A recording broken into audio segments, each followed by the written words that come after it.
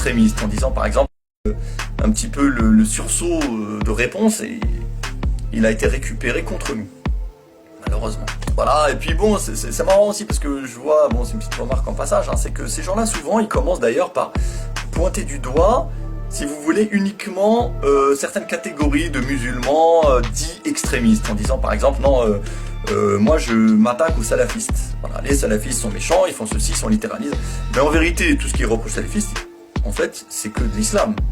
C'est tout. C'est-à-dire que pour pas dire ouvertement l'islam est mauvais, on va dire les salafistes sont mauvais, le radicalisme, l'islam radical, il est mauvais. Mais ce que eux appellent l'islam radical, ce n'est que l'islam authentique, l'islam réel.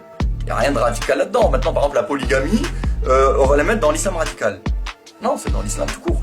Le voile islamique, le voile, le hijab, on va le mettre dans l'islam radical. En fait, l'islam authentique, on le change de catégorie, on lui met une étiquette méchant, terroriste, islamiste, intégriste, extrémiste. On s'attaque à eux, on bombarde tout ça. Comme ça, la masse des musulmans va lui dire non, non, nous on n'a rien contre l'islam, l'islam tolérant, l'islam de paix, l'islam ouvert. C'est juste l'islam. Mais l'islam tolérant et ouvert, et de paix et tout ça, en fait, c'est un islam complètement désislamisé. Donc en fait, c'est un piège complet.